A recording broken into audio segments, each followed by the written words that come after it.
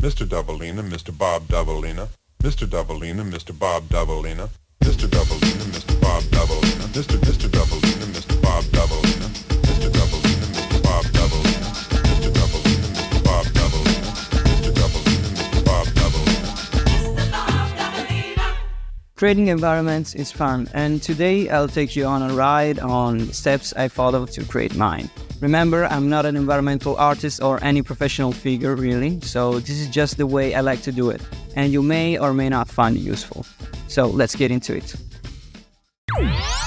Brainstorming. Brainstorming is all about coming up with an idea for the environment you want to create, why you want to create it, and how it fits within your game plot and game world. I decided to create a flowery meadow because I needed a scene where to progress the game in a way that opposed the rest of it. Just for context, my psychological horror game follows the story of a troubled teenager named Alice, who is awakened by her inner demon into an interior subconscious world, which takes the form of a forest. The way Alice misdealt with her negative emotions during life led her subconscious give birth to a poison tree, a physical representation of her demons. It's a sinister figure, always present and listening in the forest.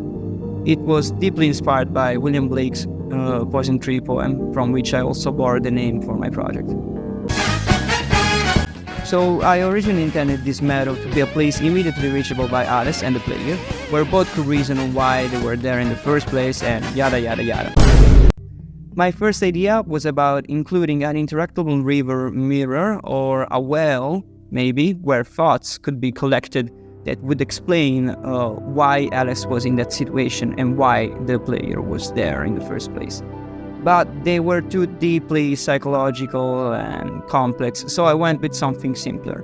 I thought about impersonating reason physically, like Dante's Virgilio in Inferno, and I thought about imprisoning it into a computer, because that's the most logical thing and reasonable thing. So to wrap up, the scene scope is to expose the player to part of Alice's backstory and hence give context to the game and define objectives through the figure of this reason. So that's a very important thing, to give reasoning and meaning to every environment or scene you may create for your game. So searching references and finding references images to inspire our vision. I mainly use Pinterest or photos from places I've been. It's a fairly straightforward process. On Pinterest, just scroll for keywords and choose what resonates with you, and just try not to fall into Pinterest rabbit hole. Once gathered our references, we can move on to gray boxing. Gray boxing is where our environment will take its first shape. I usually sketch out my ideas on paper first, after taking a look at the references gathered. I thought about creating a cottage where to position this reason, the computer. Initially, I wanted to create a fortress, sort of like the enforced residence of the ego, but I went with a humbler choice, also because it was much simpler to create. Notice that the cottage also doesn't involve all of the forest, just a little portion of it.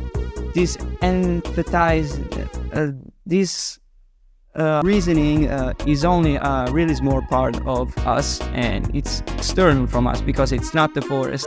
And also, a big cool cottage will also easily catch the attention of the player and give the whole scene a meaning to why it was created in the first place. The player would go once he entered, this is the scene where I entered the cottage. To Unity, I started to create a really rough sketch with boxes and simple models of the scene I wanted to create. Gray boxing in your game engine is great because you can go back and forth with modifying and testing the position of assets in the scene, testing out the proportion without the hassle of re-importing all of the time from Blender back to Unity or whatever 3D modeling software you're using. And now we get to the art passes. Art passes are the fun stuff, and they're all about giving color to the scene and really bringing it to life. We'll go through each step that I subdivide my art passes, which are modeling, texturing, final touches, and optimizing the scene assets I create. So with modeling, if you are very new to modeling and you don't have the slightest idea, but remember the keyword for good retro assets is SS, simple and silhouette. Keep the models typologically simple and play around with vertices if you need to keep the poly count low. Don't be afraid to move things around, and be sure to give models good silhouettes from all angles. Ideally, your model should make sense from every angle, viewed from every angle, even if it's all unshaded or completely black. Don't make shitty ass model like this. Thank you. Where is the nose in this model? What the fuck is this? You can develop your PSX retro aesthetic in either two ways. Good, to the point where your game stands out to the creative limitation you've imposed yourself in the artistic process. Or complete fucking garbage that deserves to be burnt. So yeah. So once you've modeled your assets, it's time to unwrap them for texturing. And since most assets will be geometrically simple and scene related, you can skip your way through UVs thanks to Blender's smart UV unwrapping, which most of the time, 90% of the time, works and does a good job. I like to do my texturing work in my legally acquired personal copy of Photoshop. If the asset is very simple and I don't want to get a headache texturing it, say for example a bookshelf or something, I'll directly create the textures in Photoshop and then map the object onto my image. Instead, if the asset needs some more tinkering, it's a little more complex, like the cottage I created, things can get a little more complicated. To figure out where the UV regions are in the image, what I like to do, use the paint bucket tool in Blender to color fundamental parts of the object that I will later select with the wizard selecting tool into Photoshop and texture them accordingly. I usually use pretty small textures to keep the PSX aesthetic. For reasonably big objects, I'll use 256 pixels by 256 pixels textures. Otherwise, I would probably use 108 pixels squared for smaller objects, or even lower. Sometimes even as low as 64 pixels squared. So yeah, I would probably recreate simple house model to show the process. I don't know, I'm recording the audio, I don't know what's going on in the video background, but I'm probably going to show you how I do the texturing process. Yeah, so the model is done and it's time to import it into Unity. Importing from Blender to Unity is always a pain in the ass for God knows what reason.